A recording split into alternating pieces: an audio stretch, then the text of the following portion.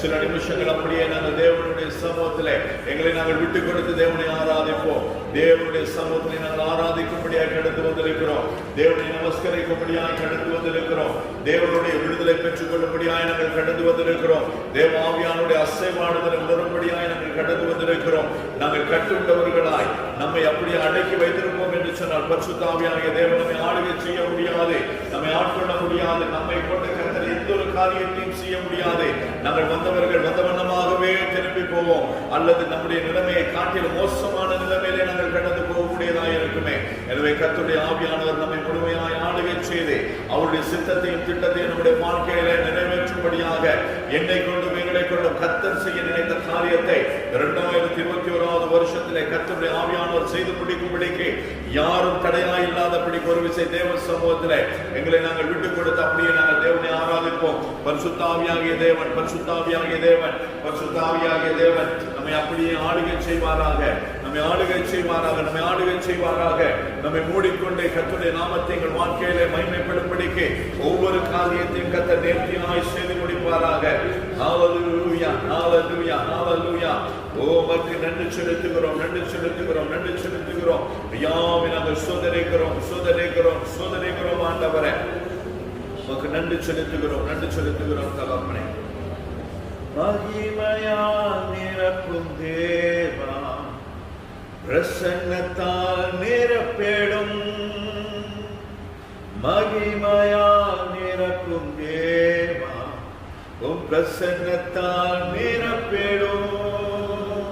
தேவ சமூகத்தில் அப்படி ஒரு விஷயம் நாங்கள் சொல்லும் ஆண்டவரை, உடைய சமூகத்தை தேடி நாங்கள் வந்து நிற்கிறோம், எங்களை ஆளுகை செய்கிறாங்க என்று சொல்லி தேவ சமூகத்தில் எங்களை அப்படியே நாங்கள் ஒப்புக்கிறோம். மகிமையால் நிரப்பும் தேவா, உம் பிரசன்னத்தால் நிரப்பிடும். சமூகத்தை தேடி வந்தோம், ஆளுகை செய்திடும். மகிமையால் நிரப்பும் தேவா, உம் பிரசன்னத்தால் நிரப்பிடும். சமூகத்தை தேடி வந்தோம், ஆளுகை செய்திடும். பரிசுத்த ஆவியாகிய தேவன் சொல்லுகிறதான ஒரு காரியம், 2021 வருஷம் ஆடுகளுக்கும் மாடுகளுக்குமான வித்தியாசத்தை இந்த சபையிலும் சரி, எல்லா திருச்சபைகளிலும் சரி நான் உண்டு பண்ணுவேன் என்று சொல்லி கர்த்தருடைய ஆவியானவர் சொல்லுகிறார். ஆடுகள் தான், எல்லா ஆடுகள் தான். ஆனாலும் கூட ஆட்டுக்கும் மாட்டுக்குமான வித்தியாசத்தை, வெள்ளாட்டுக்கும் செம்மறி ஆட்டுக்குமான வித்தியாசத்தை கர்த்தர் இந்த வருஷத்திலே உண்டு பண்ணுவேன் என்று சொல்லி கர்த்தருடைய ஆவியானவர் சொல்லுகிறார். தேவனுடைய சமூகத்திலே நிற்கத்தக்கதாக, தேவனுடைய மந்தையிலே சேரத்தக்கதாக, தேவனுடைய மந்தையிலே இருக்க தகுதியுள்ளதான ஆடுகளாய் சபைகள் எல்லாம் மாற வேண்டும் என்று சொல்லி தேவாவியானவர் விரும்புகிறார். ஆனால் அப்படி மாற முடியாதபடிக்கு, மாற விட்டுக் கொடுக்க முடியாதபடிக்கு முரட்டாட்டம் பண்ணுகிற ஆடுகளை வேறு பிரித்து அந்த ஆடுகளை நான் கசாப்பு கடைக்கு நான் ஒப்புக் கொடுப்பேன் என்று சொல்லி தேவாவியானவர் உங்களுக்கு சொல்லுகிறார். தேவாவியானுடைய வார்த்தைக்கு கீழ்ப்படிந்து அடங்கி தேவ பிரசன்னத்திலே வளரும் பொழுது, தேவ கிருபையிலே வளரும் பொழுது, தேவனுடைய திட்டத்திலே வளரும் பொழுது, தேவனுடைய தீர்மானத்திலே வளரும் பொழுது, தேவன் தன்னுடைய மகிமையான சமூகத்திலே, மகிமையான பிரசன்னத்திலே, மகிமையான ஆளுகையிலே, மகிமையான ஸ்தானத்திலே 2021 வருஷத்திலே தன்னுடைய ஆடுகளை வைத்து அலங்கரிப்பேன் என்று சொல்லி தேவனுடைய ஆவியானவர் திருவுளம் பெற்றுகிறார். சோதனைகளும் நன்றி செலுத்துகிறோம்,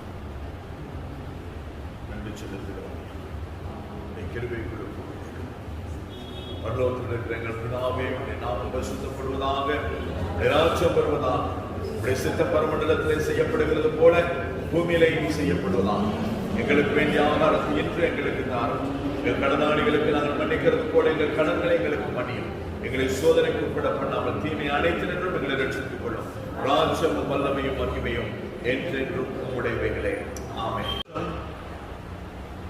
முதலாவது மாதத்தின் 10வது நாளிலே மறுபடியும் தேவன் இந்த வருஷத்திலே நமக்கு கொடுத்த வாக்கு தத்தத்தை இன்னும் ஒரு பகுதியை தியானிக்கும்படியாக நாங்கள் கடந்து வந்திருக்கிறோம். ஆகாய் தீர்க்கதரிசன புத்தகம் 1வது அதிகாரத்தின் 13வது வசனத்தையும் 2வது அதிகாரத்தின் 4வது வசனத்தையும் கர்த்தர் நமக்கு வாக்குத்தத்தமாய் இந்த வருஷத்திலே கொடுத்தார். அதிலும் குறிப்பாய் நான் உங்களுடனே இருக்கிறேன் என்பதான அந்த பதத்தை கர்த்தர் இந்த 2021வது வருஷத்திலே இந்த திருச்சபைக்கு கர்த்தர் நமக்கு வாக்குத்தத்தமாய் கொடுத்திருக்கிறார். அதிலே இந்த 4வது வசனம் இப்படியாய் சொல்லுகிறது, ஆனாலும் செருபாபேலே நீ திடன் கொள் என்று கர்த்தர் சொல்லுகிறார். செல்தியேலின் குமாரனாகி யோசுவா என்னும் பிரதான ஆசாரியனே நீ திடன் கொள். தேசத்தின் எல்லா ஜனங்களே நீங்கள் திடன் கொள்ளுங்கள், வேலையை நடத்துங்கள் என்று கர்த்தர் சொல்லுகிறார்.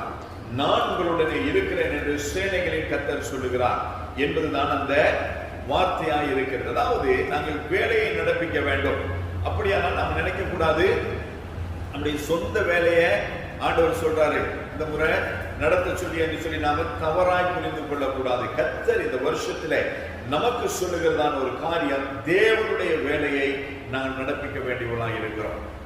தேவனுடைய வேலையை நடப்பிக்க வேண்டியவர்களாக இருக்கிறோம். தேவனுடைய வேலை என்னது? தேவனுடைய வேலை என்னது? சுவிசேஷம் சொல்லுகிறது.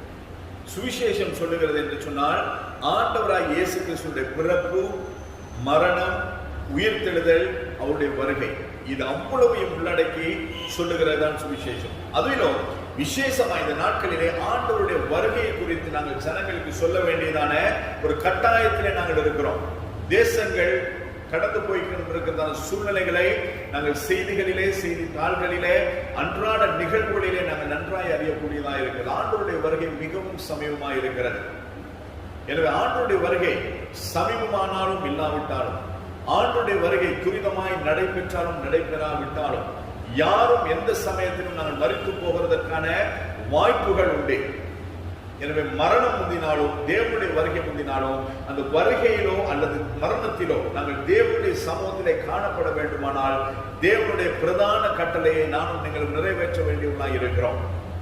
ஆண்டவர் போகும் பொழுது சும்மா விட்டுட்டு போல, இந்த பூமிக்கு வந்து நம்மை ரட்சித்து, தேவன் நம்மை ரட்சித்தேன், ரட்சிப்பை பெற்றுக்கொள்ளுங்க, பரலோகத்துக்கு வாங்க அப்படின்னு சொல்லிட்டு வெறுமனே விட்டு போகவில்லை. மாறாய் ஆண்டவர் நமக்கு ஒரு வேலையை கொடுத்திருக்கிறார். உலகெங்கும் கடந்து சென்று தேவனுடைய சுவிசேஷத்தை நாங்கள் பிரசங்கிக்க வேண்டும்.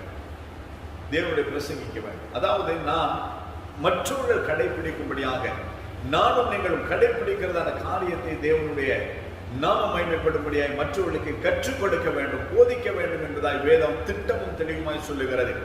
மற்றவர்களுக்கு போதிக்க வேண்டியதான நானும் நீங்களும் அந்த போதனைகளிலே நடக்க வேண்டியவர்களாய் இருக்கிறோம். போதனைகளை நன்றாய் அறிந்தவர்களாய் இருக்க வேண்டியவர்களாய் இருக்கிறோம். இந்த ஆகாய் தீர்க்கதரிசன புத்தகத்தில் இருக்கிறதான இன்னும் சில காரியங்களை சொல்லி அந்த வார்த்தைக்கு நேராயும் கர்த்தர் நமக்கு கொடுத்த வேலை என்ன என்பதையும் நான் உங்களோடு கூட பகிர்ந்து கொண்டு செவிக்க விரும்புகிறேன். இந்த வேதாகமத்தில் பழைய ஏற்பாட்டில் 37வது புத்தகம் தான் இந்த ஆகாய் தீர்க்கதரிசி புத்தகம். மாத்திரமல்ல, இதுல 2 அதிகாரங்களும் 38 வசனங்களும் 131 அதாவது வார்த்தைகளும் உண்டு.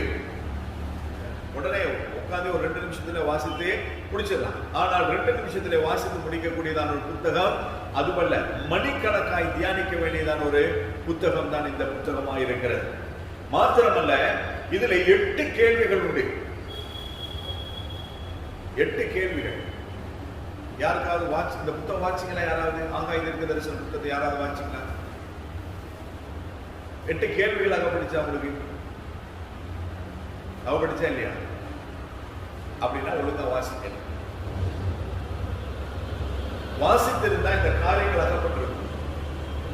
அதாவது நாங்க ஏதோ வாசிக்கணும், வேதத்தை வாசிக்கணும்ன்றதுக்காக நம்ம வாசிக்க கூடாது. அந்த வார்த்தைகளிலே என்ன இருக்கிறது, அந்த வார்த்தைகள் எப்படியா எழுதப்பட்டிருக்கிறது, அந்த வார்த்தை யாருக்காக எழுதப்பட்டிருக்கிறது, அந்த வார்த்தை எனக்கு என்ன சொல்லுகிறது.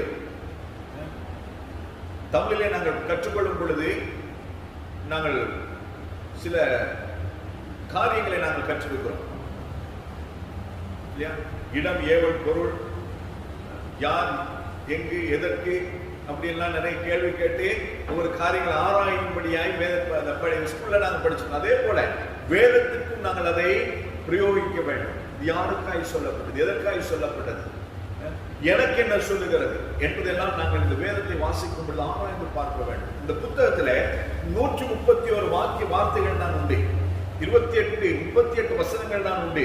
ஆனால் 38 வசனங்களிலே 8 கேள்விகள் உண்டு, 9 கட்டளைகள் உண்டு, கமாண்ட்ஸ், 9 கட்டளைகள் உண்டு. இந்த புத்தகத்தை கொடுங்க, பைபிளை கொடுங்க.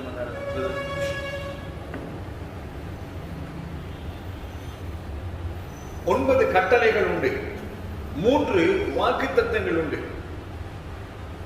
அது மாத்திரம் இல்லாதபடி 14 தீர்க்க தரிசனங்கள். அதாவது தீர்க்க தரிசனங்கள் என்று சொன்னால் பிரெடிக்ஷன்ஸ், இப்படி நடக்கும், இப்படி நடக்கலாம் என்பதான பிரெடிக்ஷன்ஸ் 14 உண்டு.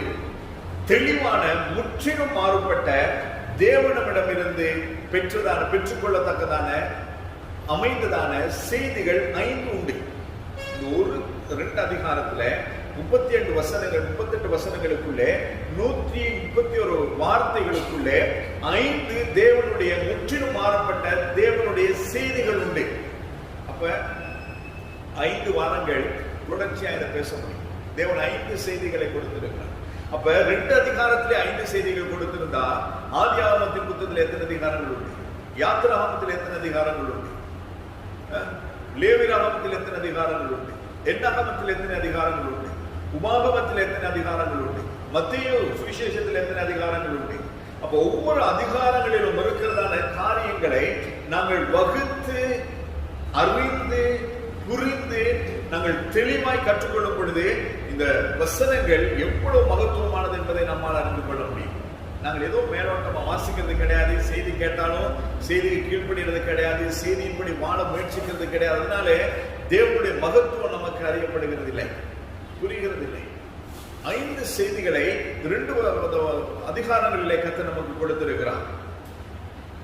அதை நீங்க வீட்டில் போய் வாசித்துக் கொள்ளும்படியாக நான் உங்களுக்கு அந்த வசனங்களை நான் உங்களுக்கு சுட்டி காட்டும்படியாக விரும்புகிறேன். 1வது அதிகாரம் 1வது வசனம் 12வது வசனம், 2வது அதிகாரம் 1வது வசனம் 10வது வசனம் 20வது வசனம்.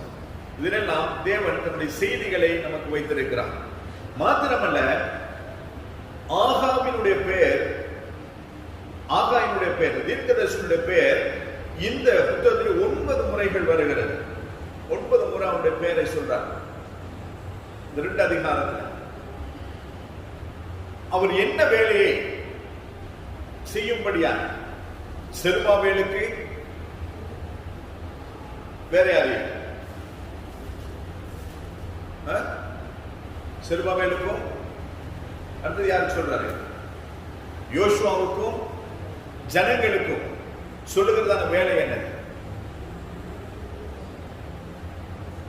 தேவனுடைய ஆலயத்தை கட்ட வேண்டும், தேவனுடைய ஆலயத்தை கட்ட வேண்டும். அப்படின்னா நீங்க நினைக்கலாம் ஒரு கட்டடத்தை கட்ட வேண்டும் என்பது, கட்டடம் கட்ட வேண்டும் தான், இல்லாமல் இல்லை. ஆனால் தாவீது தேவனுக்கு ஒரு ஆலயத்தை கட்ட வேண்டும் என்று விரும்பின பொழுது, அவன் வாஞ்சித்த பொழுது தேவன் சொல்லுகிறார், நீ எனக்கு ஒரு ஆலயத்தை கட்ட வேண்டாம், உன்னுடைய கைகள் யுத்தத்தினால் கரைப்படிந்திருக்கிறது, ரத்தம் சிந்தி இருக்கிறது, எனவே உன்னுடைய கரங்களினால் எனக்கு ஒரு ஆலயத்தை கட்ட வேண்டாம் என்று சொன்ன பொழுது தாவீது, ஆண்டவர் எனக்கு சொல்லிட்டாரு, நான் ஆலயத்தை கட்ட வேண்டிய அவசியம் இல்லை அப்படின்னு சொல்லி விட்டுட்டு போகல. அதே நேரத்தில் தேவன் சொன்ன, உன்னுடைய குமாரன் எனக்கு ஒரு ஆலயத்தை கட்டுவான், சாலமோன் என்னுடைய குமாரன் எனக்கு ஒரு ஆலயத்தை கட்டுவான் என்று சொன்ன பொழுது, சாலமோன் கட்டுவதற்கு தேவையான ஆலயத்திற்கு தேவையான பொருட்களை தாவீதின் நாட்களிலே தாவீது சவதரித்து வைத்தான் என்று வேதத்திலே நாங்கள் வாசிக்கிறோம். அப்ப நமக்கு ஒரு வேலை கொடுக்கவில்லை என்று சொன்னார், அந்த வேலையை கர்த்தர் நமக்கு முழுமையாய் அனுமதிக்கவில்லை என்று சொன்னால், தேவனுடைய பெரிதான வேலைக்கு நாம் செய்ய வேண்டியதான முன்னேற்பாடுகளை செய்ய வேண்டும்.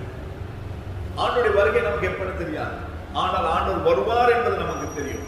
ஆண்டவருடைய வருகை எப்பொழுதும் சம்பவிக்கலாம் என்பது நமக்கு தெரியும். அப்படியானால் தேவனுடைய வருகைக்கு ஒரு கூட்ட ஜனத்தை ஆயத்தப்படுத்த வேண்டியது நம்முடைய வேலையாக இருக்கிறது. அந்த வேலையை செய்ய வேண்டியது தான் அந்த நிர்பந்தத்துக்குள்ளே, கட்டாயத்துக்குள்ளே சபை கடந்து போய் கொண்டிருக்கிறது. ஆனாலும் அநேக சபைகள் தேவனுடைய வருகை குறித்துதான எந்த ஒரு அக்கறையும் இல்லை. அவர்களுக்கு அக்கறையெல்லாம் சபையை பெரிதாய் கட்ட வேண்டும், தசமபாவம் காணிக்கைகள் சபைக்கு வந்து சேர வேண்டும், இதுதான் அவருடைய நோக்கமாக இருக்கிறது, எதிர்பார்ப்பா இருக்கிறது. செழிப்பின் உபதேசங்கள் நீ ஆசீர்வாதமாய் இருப்பாய். ஆசீர்வாதங்கள் எல்லாம் நமக்கு தான், வேற யாருக்குமே கிடையாது. தேவனுடைய ஆசீர்வாதம் தேவனுடைய பிள்ளைகளாகிய உங்களுக்கும் எனக்கு தான், அது வேற யாருக்குமே கிடையாது. சுதாருடைய ஆசீர்வாதத்தை எடுத்து ஆண்டவர் எனக்கு கொடுக்க மாட்டார், என்னுடைய ஆசீர்வாதத்தை எடுத்து ருபேலுக்கு கொடுக்க மாட்டார். மாறாய் அவர்களுக்கு வைத்திருக்கிற ஆசீர்வாதங்களை அவர்கள் பெற்றுக்கொள்ள வேண்டும். பெற்றுக்கொள்கிற வழியை தேவன் வேதத்திலே தெளிவாக எழுதி வைத்திருக்கிறார். வேடிக்கையான ஒரு கதை இருக்கிறது. அநேகர் சொல்ல நான் கேட்டிருக்கேன், அநேக ஊழியர்கள் சொல்ல கேட்டிருக்கேன். ஒரு முறை ஆண்டுடைய வருகை சம்பவித்து எல்லாரும் பரலோகத்துக்கு போன பிறகு ஒரு தூதன் வந்து பேதுருவை கூட்டிட்டு போறாங்க. பேதுருவோடு கூட ஒரு தூதன் போயிட்டு இருக்காரு. இந்த பரலோகத்தின் ஒவ்வொரு ஸ்தானங்களையும் காண்பிச்சுட்டே போயிட்டு இருக்கிறார். அப்ப ஒவ்வொருத்தருடைய பேருக்கும் ஒவ்வொரு ரூம் இருக்குது. அப்படி அதுக்குன்னு சொல்லி நீங்க நினைக்கக்கூடாது, அந்த பரலோகத்துக்கு போன எனக்கு ஒரு ரூம் இருக்குன்னு சொல்லி. இந்த கதை வேடிக்கையான ஒரு கதை. அப்ப பேதுரு என்பதான பேர்ல ஒரு ரூம் இருக்குது. சொல்றாரு, ஏன் ஒரு ரூம் இருக்குது அப்படின்னு சொல்லிட்டு அப்ப கேட்கிறார் தூதன், இதை திறந்து காட்டுக்குள்ள என்ன இருக்குன்னு பார்க்கலாம். அப்ப திறந்து காட்டின பொழுது அதுல ஏராளமான பொருட்கள், அவர் நினைச்சு பார்க்காத பொருள் எல்லாம் உள்ள இருக்குதான். அப்ப பேதுரு கேட்டிருக்காரு, இதெல்லாம் யாருக்கு? தூதன் சொல்லி, இதெல்லாம் உனக்கு தான். அப்ப ஏன் இதெல்லாம் எனக்கு கிடைக்கல? ஏன் இதெல்லாம் எனக்கு கிடைக்கல? அந்த தூதன் சொல்லிருக்காரு, நீ இதெல்லாம் என்கிட்ட கேட்கல, இதெல்லாம் நீ என்கிட்ட கேட்காதனால இதெல்லாம் உனக்கு கொடுக்கல. சில நேரங்களில் நாங்கள் அதிநீதிமான்களாய் மாறிவிடுகிறோம், அதி பரிசுத்தவான்களாய் மாறிவிடுகிறோம். அதாவது விசுவாசத்திலே நாங்கள் ஆண்டவரை மிஞ்சி போயிடும். சில நேரங்களில் ஆண்டவருக்கு எல்லாம் தெரியும் தானே, எல்லாம் தெரியும். நம்முடைய சிந்தனைகள் முதல் கொண்டு கர்த்தர் எல்லாவற்றையும் மறைத்து வைத்திருக்கு. ஆனால் வேதம் சொல்லி, கேளுங்கள் அப்பொழுது உங்களுக்கு கொடுக்கப்படும். எனவே தேவனுடைய சமூகத்திலே தேவ நீதிக்கு உட்பட்டு நாங்கள் கேட்கும் பொழுது எனக்காய் எங்களுக்காய் வைத்திருக்கிறதை கர்த்தர் நிச்சயமாய் தருவார். அது யாருக்குமே மாற்றி கொடுக்கிற தேவன் அல்ல. அவர் வந்து ஐஸ்வர்ய சம்பன்னர். வெள்ளியும் என்னுடையது பொன்னும் என்னுடையது என்று சொன்ன தேவன். எனவே அவரிடத்திலே நமக்கு தேவையானதை கர்த்தர் எனக்காய் வைத்திருக்கிறதை, நான் வாழ தேவையானதை கர்த்தரிடத்திலே கேட்கும் பொழுது அது அவருடைய நீதிக்கு உட்பட்டிருந்தால் நிச்சயமாய் கர்த்தர் நமக்கு தருவார். எந்த விதமான சந்தேகமுமே இல்லை. அதுக்காக நான் அவனை போல இருக்கணும், இவனை போல இருக்கணும், அதை போல இருக்கணும், இதை போல இருக்கணும்னு கேட்கக்கூடாது. ஆண்டவரே, நீர் என்னை எப்படி ஆசீர்வதிக்க விரும்புகிறீரோ, எனக்கா என்ன ஆசீர்வாதங்களை வைத்திருக்கிறீரோ, என்னை எந்த ஸ்தானத்திலே வைத்து நீர் அழகு பார்க்க விரும்புகிறீரோ அந்த ஸ்தானத்தில் என்னை வைத்து அழகு பார்ப்பீனாக என்று சொல்லி தேவ சித்தத்திற்கு முற்றுமுழுக்க நம்மை ஒப்புக் கொடுக்கும் பொழுது தேவன் நம்மை ஆசீர்வதித்து நம்மை நடத்த அவர் போதுமானவராயிருக்கிறார். நான் உங்களுடனே இருக்கிறேன் என்று சொன்னவர் இந்த வருஷம் முழுவதுமாய் மாத்திரமல்ல, நித்தியத்திலே நாங்கள் சேரும் வரையிலும் அவர் நம்மோடு கூட இருப்பார். ஆனால் நாங்கள் அவரோடு கூட இருக்கிறோமா? அதுதான் அடுத்த கேள்வி. நாங்கள் அவரோட கூட இருக்கோம். ஆண்டவர் சொல்ல, நான் உங்களோட கூட இருப்பேன், நான் உங்களோட கூட இருப்பேன் ஆண்டவர் சொல்லிட்டார். ஆனா நாங்க அவரோட கூட இருக்கிறோமா அல்லது அவரை விட்டுட்டு நாங்க தனியா போயிடுறோமா? எல்லா இடத்துக்கும் ஆண்டவர் வர முடியாது. சொல்றது புரியுதா? எல்லா இடத்துக்கும் ஆண்டவர் வர முடியுமா? எல்லா இடத்துக்கும் ஆண்டவர் வர முடியுமா? முடியாது. முடியும். அவர் சர்வவியாபி, அவர் எல்லா இடத்துக்கும் இருக்கிறார். அவர் இல்லாத இடமே கிடையாது. ஆனால் நானும் நீங்களும் தேவனுக்கு பிரியமில்லாத காரியங்கள் செய்யும் பொழுது, தேவன் அருவருக்கிற காரியங்கள் செய்யும் பொழுது, தேவன் பகைக்கிற காரியங்கள் செய்யும் பொழுது, தேவன் அங்கீகரிக்காத காரியங்கள் செய்யும் பொழுது தேவன் நம்மோடு கூட வரமாட்டார். பரிதானம் வாங்கும் பொழுது, பரிதானம் சொன்ன என்னது? பிரைப்.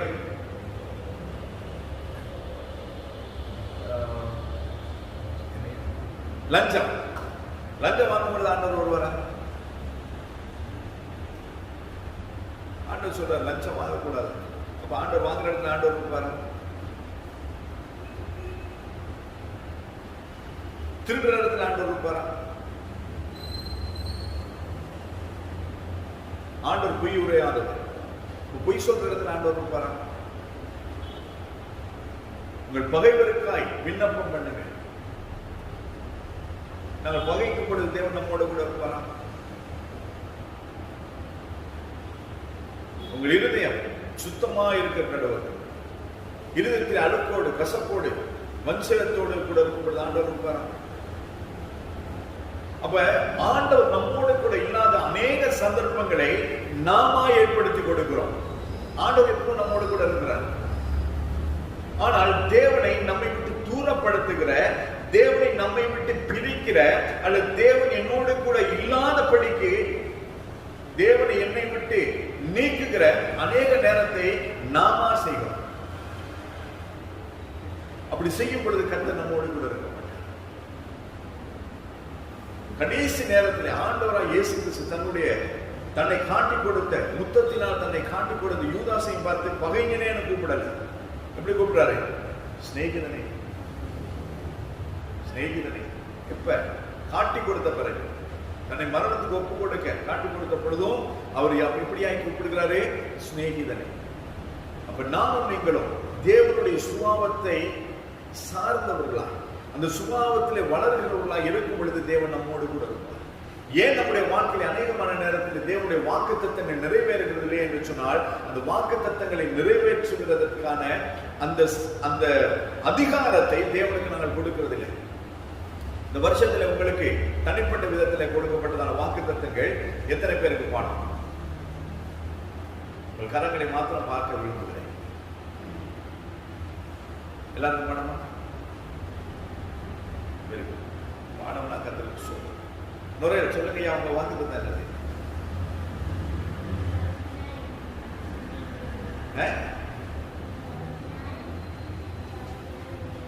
என் கரத்தினால் உன்னை மூடுவேன். நுரையில் காண்டு கொடுத்திருக்க. அப்ப இந்த வசனத்தை ஃபுல்லா பாடமாக்கி, அப்ப இந்த வருஷத்துல 10 நாட்கள் மூடியிருக்கிறார். மிகுதியான 355 நாட்களும் கர்த்தர் தன்னுடைய கரத்தினால் மகனை மூடுவார். ஏன் என்று சொன்னால், கொடுத்த வாக்குத்தத்தத்தை உள்ள பாடமாக்கி வச்சிருக்க. ஆண்டவருடைய வார்த்தை எனக்கு இந்த முறை வேற முறைக்கு எப்பவுமே ஆண்டவர் எனக்கு கொடுக்கிற வார்த்தை தன்னுடைய வசனத்தோடு கூட சார்ந்ததாக இருக்கு. ஆனா இந்த முறை ஆண்டவர் சொல்றார், உன்னோடு கூட போராடினவர்களை தேடியும் காணாதிருப்பாய். கடந்த வருஷங்களிலே, கடந்த நாட்களிலே போராடினவர்களை இந்த வருஷத்துல தேடலாம். எங்கடா என்னோட கூட பிரச்சனை பட்டோட தேடினாலும் காணாதிருப்பாய். கர்த்தர் வாக்குத்தத்தம் கொடுத்திருக்கிறார். அப்ப அந்த வாக்குத்தத்தை சோதனைக்கு கூட ஆண்டவரே நீங்க சொன்னீங்களே செய்யுன்னு சொல்லி ஒரு நாள் நாங்கள் கேட்டு ஜெபிக்க வேண்டியவர்களாக இருக்கிறோம். அதே நேரத்தில் அதற்கு தகுதியானவர்களாய் நானும் நீங்கள் மாற வேண்டியவர்களாக இருக்கிறோம். வாக்குத்தத்தங்களை சோதனைக்கு கொள்ள வேண்டும். அப்ப இந்த வருஷத்துல கர்த்தர் நமக்கு ஒரு வேலையை கொடுத்திருக்கிறார். அது என்ன வேலை? தேவாலயத்தை கட்ட வேண்டும். ஆனால் இந்த வேதத்திலே நாங்கள் பார்க்கும் பொழுது அதிகாரத்தை எடுத்து பாருங்க. இந்த அதிகாரம், இந்த 2 அதிகாரங்களிலும் ஒரு அந்த வசனம் சொல்லி தேவாலய வேலையை இடைநிறுத்திய உலக அலுவல்களில் ஈடுபட்டவர்களை காண்கிறார். ஆண்டோடைய வேலையை இடைநிறுத்தப்பட்டாயிடுச்சு. நாங்கள் ஊழியம் செய்கிறது கிடையாது, ஆண்டவர் விசாரிக்கிறது கிடையாது, சபை விசாரிக்கிறது கிடையாது, ஆத்துமாக்களை விசாரிக்கிறது கிடையாது. எல்லாமே இடைநிறுத்தி விடப்படும். அதாவது தற்காலிகமாக ஒரு காரணத்தினால் நாங்கள் அதை தற்காலிகமாய் நாங்கள் விட்டு விட்டோம் என்று வேதம் சொல்லுகிறது. ஆகாய தீர்க்கதரிசன புத்தகத்திலே இந்த காரியங்களை கர்த்தர் சொல்லுகிறார். உலக வேலைகளின் நிமித்தமா, என்னுடைய சொந்த அலுவல்களின் நிமித்தமா, என்னுடைய காரிய கர்மங்களின் நிமித்தமா, அல்லது என்னுடைய சில முக்கியமான காரணங்களினாலே தேவனுடைய வேலை, தேவனுடைய ஊழியத்தை உலக காரியங்களின் நிமித்தமாய் நாங்கள் இடைநிறுத்தி விட்டோம். ஆனாலும் தேவன் தன்னுடைய காரியத்தை, ஊழியத்தை செய்கிறதற்கு அழைப்பு கொடுத்துட்டே இருக்கிறார். அன்றாடம் நம்முடைய வார்த்தையின் மூலமாய் பேசிக்கொண்டே இருக்கிறார். ஆனாலும் நம்ம அவருடைய வார்த்தைக்கு கீழ்ப்படியாத அநேக சந்தர்ப்பங்கள் உண்டு.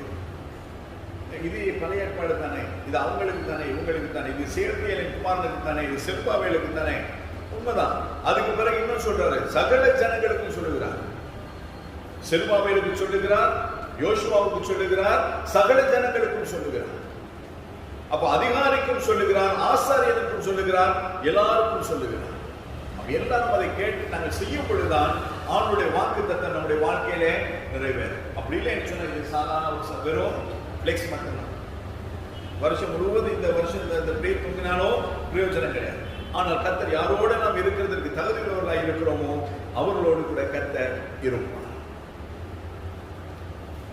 முற்றிலுமான கீழ்ப்படிதலின் அவசியத்தை எடுத்துரைக்கிறார். முழுமையாய் தேவனுக்கு நாங்கள் கீழ்ப்படிய வேண்டும். இந்த 2 அதிகாரத்தை வாசிச்சு பாருங்க. எல்லா காரியங்களிலும், எல்லா சூழ்நிலைகளிலும், எல்லா சந்தர்ப்பத்திலும் நாங்கள் தேவனுக்கு கீழ்ப்படிய வேண்டும் என்பதை ஆணைத்தனமாய் கர்த்தர் இந்த இடத்திலே காண்பிக்கிறார். இறுதியில் தாவீதின் பரம்பரையில் வந்த செருபாபேலை அதிகாரப்படுத்துகிறார். அவர் செருபாபேல் யார் என்று சொன்னார்?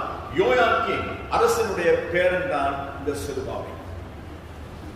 வெளிப்படுத்துற விசேஷம் வரை நாங்கள் பார்க்கிறோம். ஜெயம் கொள்ளுகிற எவனோ அவன் தாவீதின் சிங்காசனத்தை, தாவீதின் கோத்திரத்திலே வந்த செருபாபேலை தேவன் கனப்படுத்தி மகிமைப்படுத்தி உயர்ந்த ஸ்தானத்தில் வைக்கிறது மாத்திரமல்ல, இப்பொழுதும் தேவனுடைய திருச்சபையிலே ஆராதிக்கிறதான உங்களையும் என்னையும் கர்த்தருடைய வார்த்தை சொல்லுகிறது. சபை கேளும் பொழுது ஆண்டவர் சொல்லுகிறார், ஜெயம் கேளுகிற எவனோ அவனுக்கு தாவீதின் சிங்காசனத்தை. வேதம் ஒரு ஸ்தானத்தோடு முடிந்து போறது கிடையாது, அது நித்தியம் வரையும் தொடர்கிறது தான் நம்முடைய வேதம். மற்ற சமயங்கள், இதிகாசங்கள், புராணங்கள் எல்லாமே அதோடு முடிஞ்சிருச்சு, அவ்வளவுதான். மகாபாரதம் முற்றும் முடிஞ்சிருச்சு. பரிசுத்த வேதத்துக்கு முற்றும் கிடையாது. ஆமென் என்று அப்படியே ஆக கடவுள் ஆமென்ல தான் முடியும். அதாவது சொன்னது அப்படியே நடக்கட்டும், நடக்கிறது நடக்கும். இன்னுமாய் நாங்கள் பார்ப்போம் என்று சொன்னார், பிந்தின ஆலயத்தில் தேவனுடைய பெட்டி இல்லாமல் போகலாம், ஆனால் தேவ மகிமை இல்லை என்று எண்ணிவிடக்கூடாது. இப்ப உடன்படிக்கை பெட்டி திருச்சபைகள் இருக்குதா? உடன்படிக்கை பெட்டி வச்சிருக்கிறாங்களா திருச்சபைகள்ல? முன்ன திருச்சபைகள்ல ஆண்டவருடைய ஆசரிப்பு கூடாரத்துல உடன்படிக்கை பெட்டி இருக்கணும், 7 குத்து விளக்கு இருக்கணும், சமூக தப்பங்கள் இருக்கணும், எல்லா காரியங்களும் இருக்கணும். ஆனா இப்ப இருக்குதா? உடன்படிக்கை பெட்டி இருக்குதா? நானும் நீங்களும் தான் தேவனோடு உடன்படிக்கை பண்ணுகிறவர். ஆண்டவராய் இயேசு கிறிஸ்துவினுடைய பரிசுத்த பந்தி ஆசரிக்கும் பொழுது ஆண்டவர் சொல்லுகிறார், உங்களோடு கூட ஒரு புதிய உடன்படிக்கையை ஏற்படுத்துகிறேன். ஆண்டவர் என்னோடு உங்களோடு புதிய உடன்படிக்கை ஏற்படுத்தியிருக்கிறார். நான் வரும் வரையிலும் இதை நினைவு கூறுங்கள். ஆண்டுடைய மரணத்தை நாங்கள் நினைவு கூற வேண்டும், ஆண்டுடைய வருகையை நாங்கள் நினைவு கூற வேண்டும், ஆண்டுடைய வருகைக்கு ஒரு கூட்ட ஜனத்தை ஆயத்தப்படுத்த வேண்டும். திருச்சபையோடு கூட ஆண்டவர் உடன்படிக்கை பண்ணியிருக்கிறார். திருச்சபையில் இருக்க ஒவ்வொருவரோடு கூட உடன்படிக்கை பண்ணியிருக்கிறார். எத்தனை பேர் அந்த உடன்படிக்கைக்கு உண்மை உள்ளவர்களாக இருக்கிறார்? நான் எப்பயுமே சொல்றேன், எல்லாருக்கும் சொல்றேன், எந்த திருச்சபைக்கு போனாலும் சொல்றது, இந்த தேசத்துக்கு போனாலும் சொல்லுங்க, ஆத்தும் ஆதாயம் செய்யும். இந்த சபைக்கு நான் வரணும்ன்ற கட்டாயம் கிடையாது, பரலோகத்துக்கு வரணும். பரலோகத்துக்கு வரணும்னு சொன்னா உங்களுக்கு தெரியும், நம்முடைய திருச்சபையிலே வார்த்தைகள் மாத்திரம் தான் பிரசங்கிக்கப்படுகிறது. வார்த்தையை மாற்றி எதுவுமே பிரசங்கிக்கிறது கிடையாது. தேவ செய்திக்கு விரோதமான செய்தி, அதாவது துருபதேசங்கள் அல்லது என்னது நவீனமான போதனைகள் வந்தா நீங்க கூட இங்க இருந்து போயிடும். அந்த ஒரு காரியத்துக்கு மட்டும்தான் சபையை விட்டு நாங்கள் போக முடியும். வேற எந்த ஒரு காரியத்துக்கு சபையை விட்டு நாங்கள் போக முடியாது. ஆனால் இந்த நாட்களில் அப்பேற்பட்டதான போதனைகள் திரளா இருக்கிறது. ஏன் சொன்னா இப்ப எல்லாமே லாக்டவுன், நிறைய பேருக்கு வெளியில போக முடியாது. எனக்கு திங்கக்கிழமை ஆன்லைன்ல ஒரு கிளாஸ் இருக்குது, செவ்வாய்க்கிழமை இருக்குது, புதன்கிழமை இருக்குது, மறுபடியும் சனிக்கிழமை இருக்குது. இந்த ஒரு வாரம் அப்படி தொடர்ந்து இருந்துட்டே இருக்குது, ஒவ்வொரு நாளும் இருக்குது. 6 மாசத்துக்கு ஷெட்யூல் பண்ணி இருக்குது. அப்படி இருக்கும் பொழுது இன்னும் நிறைய பார்த்தீங்கன்னு சொன்னா Facebookல நிறைய பேர் பேசுறாங்க. ஒருத்தர் சொல்றாரு வசனத்தோட ஒப்பிட்டு, அன்னைக்கு நான் Facebookல பார்த்தேன், ஆண்டவர் விசில் அடிக்க சொல்றாங்க சபையில. பாத்தீங்களா? பாத்தீங்களா? யாரா ஒருத்தருமே பார்க்கல. தப்பு. வசனத்தை அது கோடிட்டு காண்பித்து பேசுறாங்க. ஆண்டவர் விசில் அடிச்சு கூப்பிடுறாரு எல்லாரையும். ஏன் உனக்கு ஆசீர்வாதம் இல்லை? நீ சபையில விசில் அடிக்கலையா? நீ சபையில விசில் அடிச்சா உனக்கு ஆசீர்வாதம் வருமா? ஆராதிக்கிற தேவன் அவர் பரிசுத்தம். வேதம் சொல்ல பரிசுத்தம் இல்லாமல் ஒருவன் தேவனை தரிசிக்க முடியாது. விசில் அடிக்கிறதுக்கு சுட்டி கூப்பிடுறதுக்கு ஆண்டவரால் கிடையாது. தேவனுக்கு வரும் பொழுது பயபக்தியோடு கூட வர வேண்டும். தேவனுக்கு கொடுக்க வேண்டியதான கனத்தோடு கூட நாங்கள் வர வேண்டும். தேவனுக்கு கொடுக்க வேண்டியதான ஸ்தானத்தை நானும் எங்களுக்கு கொடுக்க வேண்டும். விசில் அடிக்க. இன்னொருத்தர் பாட்டு பாடுவார், எல்லா சினிமா பாட்டையும் பாடுவார். அதாவது பாடின பாட்டையே சினிமா பாட்டு தான் பாடினார்னு சொல்லி அவரையே குற்றப்படுத்துறவங்க. யாரு என்ன பாட்டு பண்ணா நமக்கு என்ன? அந்த பாட்டு உனக்கு பாட வேண்டும், பாடு. அவ்வளவுதான். சில திருச்சபைகளே, எனக்கு தெரிஞ்ச ஒரு பாசுடைய திருச்சபையிலே ஜான் ஜெபராஜனுடைய பாட்டு பாட மாட்டான். அது அவர்களுக்கு அவர் அது சரிப்படுத்த அவங்க செய்யறாங்க. நமக்கு அவட பாட்டு பாடுறோம், ஓகே. அதுக்குன்னு சொல்லி அவங்க செய்யற குத்தெல்லாம் நாம செய்யணும்னு சொல்லி கட்டாயம் கிடையாது. அன்னப்பறவையை போல நாங்க இருக்கணும். நல்லதை மாத்திரம் எடுத்துட்டு கெட்டதை அப்படியே விட்டுறணும். வாழை தண்ணியை கலந்து வச்சாலும் கூட அன்னப்பறவை என்ன செய்யுமா? வாழை மட்டும் குடிச்சிட்டு தண்ணியை வச்சிடும். முடியுமா? முடியுமா? அன்னப்பறவை சாதாரண ஒரு பறவையே தண்ணியும் பாலும் கலந்திருக்கும் பொழுது வேறு பிடித்து பாலை மட்டும் குடிச்சிட்டு தண்ணியை மிச்சம் வைக்குதுன்னா, தேவனுடைய பரிசுத்த ஆவியானவருடைய ஆளுகைக்கு உட்பட்டவர்கள், தேவனுடைய பரிசுத்த ஆவியினால் நடத்தப்படுகிறவர்கள், தேவனுடைய பரிசுத்த ஆவியை பெற்றோம் என்று சொல்லுகிறவர், தேவனுடைய ரட்சிப்பை சுதந்திரித்துக் கொண்டவர்கள், தேவனுடைய சபையிலே ஆராதிக்கிறோம் என்று சொல்லுகிறவர்கள், வேதத்தின்படி வசனத்தின்படி நாங்கள் நம்மை ஆராய்ந்து பார்த்து நலமானதை நாங்கள் எடுத்துக்கொள்ள வேண்டும். மற்றதை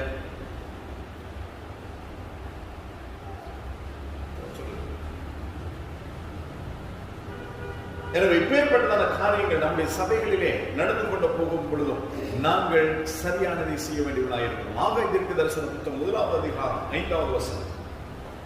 இப்போதும் சேனைகளின் கர்த்தர் சொல்லுகிறார், உங்கள் வழிகளை சிந்தித்து பாருங்கள். ஆண்டவர் என்ன சொல்லுகிறார்? என்ன சொல்றாரு?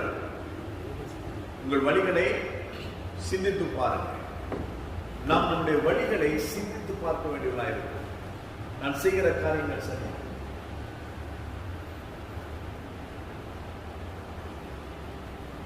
நாங்கள் என்ன செய்ய வேண்டியவர்களாக இருக்கிறோம்?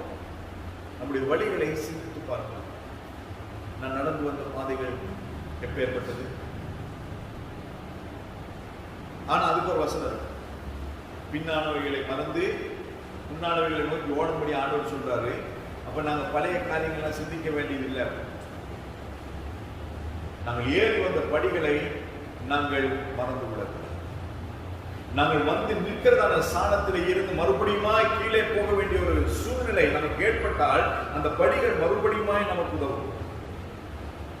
மேல இருந்து பாஞ்சி முதுகெலும்பு உடைஞ்சு இருக்க முடியாது. அப்ப நாங்கள் மேலே வந்தாலும் மறுபடியுமாய் கீழே போக வேண்டியதான ஒரு நிலைமை நமக்கு ஏற்பட்டால் அந்த படிகள் மறுபடியுமாய் எனக்கு உதவும் கீழே போகிறதுக்கு என்பதை நாங்கள் மறந்து விடக்கூடாது. அதான் ஆண்டவர் சொல்ல, உங்கள் வழிகளை சிந்தித்து பாருங்கள். நீ நடந்து வந்த பாதை, நீ முகம் கொடுத்த சூழ்நிலைகள், உன்னுடைய வாழ்க்கையில நீ அனுபவித்ததான காரியங்கள் எல்லாவற்றையும் நாங்கள் என்ன செய்ய வேண்டியவர்களாக இருக்கிறோம்? நினைத்து பார்க்க வேண்டியவர்களாக இருக்கிறோம், சிந்தித்து பார்க்க வேண்டியவர்களாக இருக்கிறோம். அப்படி சிந்தித்து பார்த்து நம்முடைய வழிகளை நாங்கள் சரி செய்து கொள்ள வேண்டியவர்களாக இருக்கும். ஏதாவது ஸ்தானத்திலே நம்முடைய வாழ்க்கையில நம்முடைய வாழ்க்கை பயணம் பிசகி இருந்தால் அந்த ஸ்தானத்தை நாங்கள் சரி செய்து கொண்டு மறுபடியும் நாங்கள் நடக்க வேண்டியவர்களாக இருக்கிறோம். அதே அதிகாரத்தில் 8வது வசனம் சொல்லுகிறது, நீங்கள் மலைகளின் மேல் ஏறி போய் மரங்களை வெட்டி கொண்டு வந்து ஆலயத்தை கட்டுங்கள், அதன் பேரில் நான் பிரியமாயிருப்பேன், அதனால் என் மகிமை விளங்கும் என்று கர்த்தர் சொல்லுகிறார். ஆண்டவருக்கு பணம் கொடுத்து ஊழியம் செய்கிறவர்கள் தேவை. சபைக்கு ஒரு ஊழியக்காரன் சொன்னா சபையில் ஒரு ஊழியக்காரனுக்கு நாங்க பணம் கொடுக்கணும் இல்லைன்னு இல்லை. ஏன்னா அவர் வாழணும், அவருடைய குடும்பம் வாழணும், அவருடைய தேவைகள் சந்திக்கப்படும். ஆனால் பணத்தை காட்டிலும் கர்த்தர் எனக்கு செய்வார், கர்த்தர் எனக்கு தருவார் என்பதை நம்பி நாங்கள் கர்த்தரை சார்ந்து நாங்கள் கர்த்தர் ஊழியம் செய்ய வேண்டும். நான் ஆண்டவர் ஊழியம் செய்ய வரும்பொழுது அப்படிதான் அந்த வேலையில இருந்து உங்களுக்கு எல்லாருக்கும் தெரியும், மறுபடியும் சொல்ல வேண்டிய அவசியமே கிடையாது. சொல்லியிருக்கிறேன், வருஷங்களுக்கு முன்புதான் 15, 20 கிட்டத்தட்ட 20 வருஷங்களுக்கு முன்புதான் 20 வருஷத்துக்கு முன்பதாகவே 80,000 ரூபாய் வீட்டுக்கு எடுத்துட்டு போறதுக்கு டேக் ஆஃப் சேலரி 80,000 ரூபாய் அப்பே ஆண்டவர் கொடுத்தார். ஆனாலும் அந்த நாளிலும் மிச்சம் இல்லை, இன்னைக்கும் மிச்சம் இல்லை. அந்த நாளிலும் சேமிப்பு கிடையாது, இன்னைக்கு சேமிப்பு கிடையாது. ஆனால் அன்று நடத்துவதை காட்டிலும் இன்று கர்த்தர் நேர்த்தியாய் நடத்துகிறார். ஏன்? நான் அவரை பார்த்து போகிறேன். யாரும் அதாவது ஒரு இடத்துல இருந்து எனக்கு வரும் உதவி வரும், ஒத்தாசி வரும் என்று சொல்லி நான் போகவில்லை. எனக்கு ஒத்தாசி வரும் பருவதங்களை நோக்கி என் கண்களை ஏறடைக்கிறேன். அப்ப நாங்கள் ஊழியத்தை செய்ய வேண்டுமானால் நம்மிடத்துல ஏதோ பணத்தை கொடுத்துரும் அவங்க பார்த்து வருவாங்க, அப்படி இல்லை. வசனம் சொல்லுகிறது, நீங்க மலையில ஏறி மரங்களை வெட்டிட்டு வந்து நீங்க பணத்தை கொடுத்துனா மரம் வெட்டிட்டு வந்து போட்டுருவான். ஆனால் ஆண்டவர் என்ன விரும்புகிறார்? நீங்க மலைக்கு ஏறணும். நீங்க மரங்களை வெட்டணும், அந்த மரங்களை நீங்க தூக்கிட்டு வரணும், அந்த மரங்களை நீங்க சுத்தம் பண்ணணும், அதுக்கு பிறகு ஆலயத்தை கட்டுகிறதுக்கு கொடுக்கணும். ஊழியங்களை வித்தியாசம் புரியுதா? ஏதோ தசமபாகம் கொடுத்தேன், காணிக்கை கொடுத்தேன் அப்படின்னு சொல்லி அதோடு கூட நம்முடைய வாழ்க்கை அது கர்த்தர் பிரியப்படுகிறது. அதையும் தாண்டி நமக்கு இன்னும் ஒரு வேலை இருக்கிறது. ஆண்டவருடைய ஆலயத்தில், ஆண்டவருடைய ஊழியத்தில் அதை நாங்கள் செய்யும் பொழுது கர்த்தர் நம்மோடு கூட அப்படின்னு சொன்னா வருஷத்துக்கு ஒரு வாக்குத்தத்தம் உண்டாயிருக்கும், தனிப்பட்ட விதத்தில் ஒரு வாக்குத்தத்தம் உண்டாயிருக்கும். ஆண்டவர் வாக்குத்தத்தம் கொடுத்தால் அது உண்மையாய் நிறைவேற்ற அவர் வல்லமை உள்ளவராய் இருக்கிறார். அதை ஆண்டவர் செய்வார். ஆனாலும் கொடுத்தது அவராயிற்றே, அதனால அவர் செய்வார். ஒரு நாள் என்னுடைய வார்த்தை வெறுமனே திரும்பாது என்று சொன்னவர் அவர். அப்ப நம்முடைய வாக்குத்தத்தங்கள் நிறைவேறும். ஆனால் கர்த்தர் நம்மோடு கூட இருக்கிறாரா இல்லையா என்பது கேள்வி. அந்த கேள்விக்குரிய ஆச்சரியக்குரிய மாற்றுகிற அந்த அதிகாரம் நம்முடைய கருத்திலே தான் இருக்கு. ஆண்டவர் எனக்காய் செய்து முடித்தார் சொன்னார். இன்னும் நல்ல ஒரு சாட்சியை நாங்கள் சொல்லும்படியாக இருக்கும். தேவநாமம் மகிமைப்படுகிறது. சத்யா தனக்கென்று தனக்காக ஒரு ரீபாக் ஷூ வாங்கணும் அப்படின்னு சொல்லிட்டு பணம் சேர்த்திருக்கிறார். சரியா? இதை ஒருத்தருக்குமே தெரியாது, தெரிஞ்சுக்கணும். சேர்த்துருக்காரு. கொஞ்சம் கொஞ்சமா போட்டு கிடைக்கிறது, அவங்க கொடுக்குறது, இவங்க கொடுக்குறது, அவருக்கு கிடைக்கிறது, பாக்கெட் மணி எல்லாத்தையும் போட்டு சேர்த்து கிட்டத்தட்ட 5000 ரூபாய், 5076 ரூபாய். இதுக்கு ஒரு வாரத்தில் டிசம்பர் மாதத்துல சபை ஆரம்பித்த பிறகு கொண்டு கொடுத்தார்கள். நான் இதை எனக்காக சேர்த்தேன். ஆனால் இப்படி கொரோனா வந்துருச்சு, மற்ற காரியங்களுக்கு எவ்வளவு பிரச்சனைகள் போகுது, இந்த நேரத்தில் எனக்கு இந்த இது ஷூ வாங்க வேண்டிய அவசியம் இல்லை அப்படின்னு சொல்லிட்டு அது என்னிடத்துல கொண்டு வந்து கொடுத்து ஜெபம் பண்ணாங்க.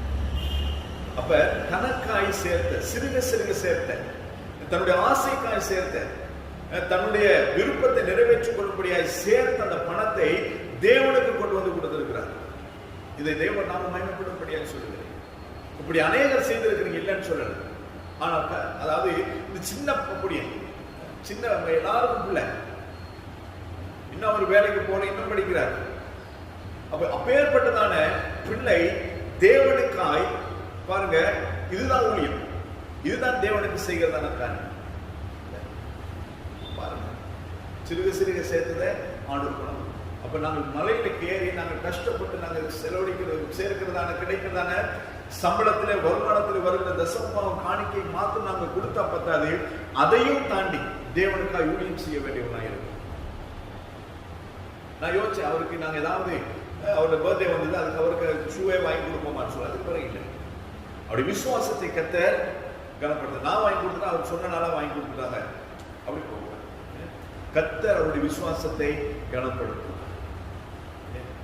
அவருடைய அந்த அந்த பிரயாசத்துக்கு தக்கதான பலனை கொடுப்பார் என்பதாய் நான் நம்புகிறேன். இப்ப நாம இப்பேற்பட்டதான காரியங்களை நாங்கள் செய்யும் பொழுதுதான் கர்த்தர் நம்மோடு கூட இருப்பேன் என்றவர் நம்மோடு கூட இருப்பார். இன்னுமா ஆகாய் 1வது அதிகாரம் 2வது வசனத்தில் ஆலயம் கட்ட ஏற்ற காலம் வரவில்லை என்கிறார்கள். இந்த வசனத்தை வாசிப்பாங்க. விசுவாசியை சொல்றதான காரியம், ஊழியம் நமக்கு ஊழியம் கிடையாது, நம்ம ஊழியம் செய்த நாட்கள் வரல, இன்னும் ஆலயம் கட்டப்பட வேண்டிய நாட்கள் இல்லை என்று சொல்லி நாங்கள் ஏதாவது ஒரு சாக்கு போக்கை சொல்லுகிறதான ஒரு காலகட்டத்திலே நான் நீங்களும் திருச்சபை வாழ்ந்து கொண்டிருக்கிறது. 4வது வசனம் சொல்லுகிறது, இந்த ஆலயம் பாழாய் கிடக்கிறது என்று கர்த்தர் சொல்லுகிறார். வீடு பாழாய் கிடக்கிறது, ஆண்டோட வீடு பாழாய் கிடக்கிறது.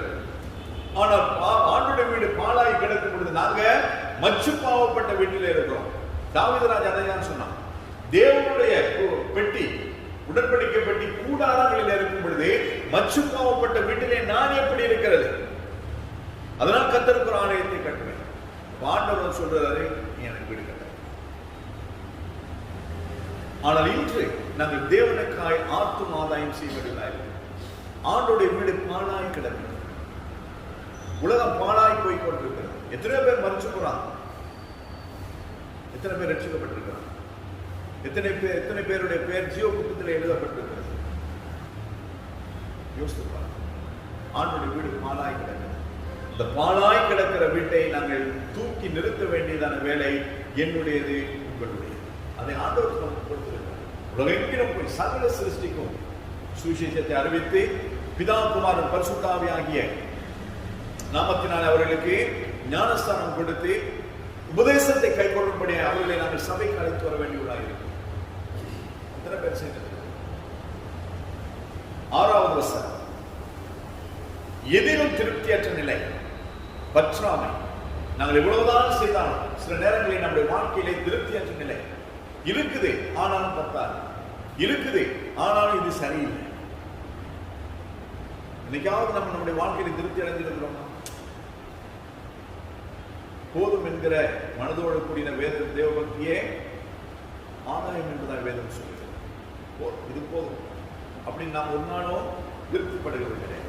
இன்னும் வேணும், இன்னும் வேணும். ட்ரெஸ் இருக்கும், நிறைய ட்ரெஸ் இருக்கும், இன்னும் ட்ரெஸ்ஸை பார்த்தா ஒரு ஆசை. ஷூஸ் நிறைய இருக்கும், போடாம இருக்கும், இன்னொரு ஷூஸை பார்த்தா ஒரு ஆசை. நிறைய காரியங்கள் அப்படி இருக்குது. நிறைய காரியங்கள் பேங்க்ல பேலன்ஸ் இருக்கும், ஆனா இன்னும் இருக்கணும் அப்படின்னு நான் விருப்பம். ஒரு திருப்தியற்ற, போதும் என்கிறதான ஒரு நிறைவு இல்லாத ஒரு வாழ்க்கை உலகம் வாழ்ந்து கொண்டிருக்கிறது. சபையும் அப்படிதான். அதை பண்ணணும், இதை பண்ணணும், அதை செய்யணும், இதை செய்யணும், அதேதான் சபை. ஆனால் சபையிலே எத்தனை ஆத்துமாக்கள் இருக்கிறார்கள், சபையிலே என்ன ஊழியம் பண்ணுகிறோம் என்பதை குறித்து நாங்கள் சிந்திக்கிறதே கிடையாது. கர்த்தருக்கு சித்தமானால் அவருடைய வருகை தாமதிக்குமானால் இந்த மாதத்தில் வருகிற போயா தினத்தன்று வந்து ஜெபம் பண்ணிட்டு எல்லாரும் இந்த பகுதியை சுற்றி நாங்கள் நடக்க போகிறோம். அது அவ்வளவுதான். ஏன்னு சொன்னால் ஒரு ஊழியக்காரர் சொன்னதான ஒரு காரியம், கான்ஃபரன்ஸ்ல ஒரு தீர்க்கதரிசி சொன்னதான ஒரு காரியம் எனக்கு தெளிவாக சொன்னார், என்னோட கூட தெளிவாக பேசும். இந்த பகுதி ரட்சிக்கப்பட வேண்டியது நமக்கு எல்லாருக்கும் தெரியும். நாங்கள் அதெல்லாம் செய்துட்டு இருக்கோம். இந்த பகுதி ரட்சிக்கப்பட வேண்டுமானால் இந்த பகுதியை சுற்றிலும் நாங்கள் நடக்க வேண்டியதுதான். ஜெப யாத்திரை இந்த இருந்து 28ஆம் தேதி இப்படியே கடந்து போய் நடந்து போய் ஜெபம் பண்ணிட்டு கதை பேசிட்டு போறது, போறவங்க கதை பேசிட்டு போறது, ஸ்தோத்திரம் பண்ணிட்டு இங்கே ஸ்தோத்திரம் பண்றது கிடையாது. ஸ்தோத்திரத்தினால் கிருபை பெருகும். இன்னும் உங்களுக்கு கிருபை ஏன் பெருகல, நீங்க ஸ்தோத்திரம் பண்றது கிடையாது. பாடும் பொழுது பாடுறது கிடையாது, ஜெபம் பண்ணும் பொழுது ஜெபம் பண்றது கிடையாது, ஸ்தோத்திரம் பண்ணும் பொழுது ஸ்தோத்திரம் பண்றது கிடையாது, கொட்டாய் விட்டு இருக்கிறது. உங்களையே உங்களுக்கு தெரியும். தனிப்பட்ட விதத்தில் நான் யாருக்கும் வந்து சொல்ல வேண்டிய அவசியம் கிடையாது. ஆலயத்துக்கு வாரத்துக்கு ஒரு முறை 2 மணி நேரம் நாங்கள் வார தினத்துக்கு தேவனை ஆராதிக்கும்படியா, தேவனோடு இடைப்படும்படியா, தேவனிடத்தில் இந்த தேவனை பெற்றுக்கொண்டு போகும்படியா. அப்ப அந்த பெற்றுக்கொள்ள நாங்கள் தேவனிடத்திலே முன்கூட்டி அடிச்சு வரணும். நம்முடைய வாழ்க்கையில இன்னும் பற்றாக்குறைகள் ஏன், காரணம் என்னன்னு சொல்லி வேதத்தில் இருக்கு. வாசிச்சு பாருங்க. ஏன் பற்றாக்குறை, ஏன் நம்முடைய வாழ்க்கையில குறைவுகள், ஏன் நம்முடைய வாழ்க்கையில போராட்டங்கள், ஏன் நம்முடைய வாழ்க்கையில திண்டாட்டங்கள் எல்லாம் எதனால வருகிறது என்று சொல்லி ஆகாய தீர்க்கதரிசன புத்தகத்தில் தெளிவாக எழுதப்பட்டிருக்கிறது. ஆண்டவர் நாமத்தை எழுதி வைத்திருக்கிறார். 1வது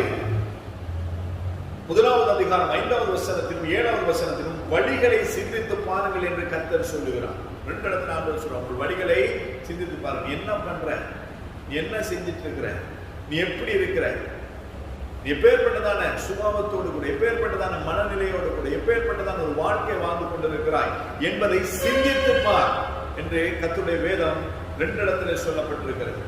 1வது அதிகாரம் 9வது வசனத்தை நான் வாசிக்கும் பொழுது, தேவனுடைய வீடு பாழாய் கிடக்கிறது, அவனவன் தன் தன் வீட்டுக்கு ஓடி போகிறான். ஆண்டவர் சொல்றார், ஒரு குற்றச்சாட்டு என் மீதும் உங்கள் மீது. ஆண்டவருடைய வீடு பாழாய் கிடக்குது, பரலோகம் பாழாய் கிடக்குது, அழிந்து போகிற ஜனங்கள் ஏராளம். இப்பேற்பட்டதான நிலையில நாம் என்ன செய்துட்டு இருக்கிறோம்? அவன் வீட்டுக்கு ஓடி போய் வீட்டுக்கு வேற வேற வேலை இருக்கு. கர்த்தர் என்னையும் உங்களையும் ரட்சித்தது எதற்காய்? எதற்காய்? முதலாவது நாம் பரலோகம், அதுக்காக தான் என்ன ரட்சித்தாரு. வேற எதுக்காக? வேற ஒரு நோக்கம் ஆண்டவர் கிடையாது. நான் நீங்கள் அவருடைய பிள்ளைகளாய் மாறி பரலோகம் வர வேண்டும் என்பதற்காக தான் ஆண்டவர் என்னையும் உங்களையும் ரட்சித்திருக்கிறார். 2வது, என்னை ரட்சித்ததன் நோக்கம் என்னோடு கூட ஒரு கூட்டத்தை நான் எடுத்துக்கொண்டு வர வேண்டும். வெறுங்கையாய் தேவ சமூகத்தில் நான் போய் நிற்க முடியாது. ஒரு பாட்டு இருக்குது, உனக்காய் நான் மரித்தேனே எனக்காய் நீ என்ன செய்தாய். கத்தோலிக்க திருச்சபையில பாடுவாங்க, உனக்காக நான் மரித்தேனே, எனக்காக நீ என்ன செய்தாய், உனக்காக நான் மரித்தேனே, எனக்காக நீ என்ன செய்தாய், எனக்காக நீ என்ன செய்தாய், உலக மாந்தர் மறிக்கின்றாரே அப்படின்னு சொல்லி அருமையான ஒரு பாட்டு. அதெல்லாம் பாடுறது கிடையாது, ஆசீர்வாத பாட்டு மட்டும் தான் பாடுறது. நான் என்ன செய்கிறேன் தேவனுக்கு, அதிலே உலக ஆஸ்தி அற்பம் என்றும் உலக மேன்மை குப்பை என்றும். எத்தனை பேர் இன்னும் இருக்கிறோம், இன்னும் சேர்த்துட்டே தான் இருக்கு. அவ்வளவு பணம் சேர்க்கிற மாதிரி நாங்கள் தேவனுடைய ராஜ்யத்துக்காய், தேவனுடைய பரலோகத்துக்காய் எத்தனை ஆத்துமாக்களை சேர்க்கிறோம்.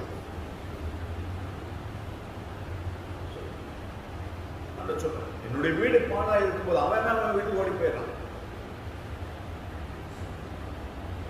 இங்க அப்படி கிடையாது. நான் கத்தோலிக்க திருச்சபையில நான் ஆராதிக்கிற நாட்களிலே அங்க ஃபாதர் கடைசி ஆசீர்வாதம் போறதுக்கு முன்னாலே நாங்க பிதாசம் போட்டு நாங்க போயிடுறோம். நான் செய்ததுதான் சொல்றேன். அங்க போட்டுட்டு உங்களுக்கு சமாதானம் ஃபாதர் இப்படி குனிஞ்சு இறங்கும் போது ஆள் இருக்க மாட்டாங்க, இப்படி போயிடு.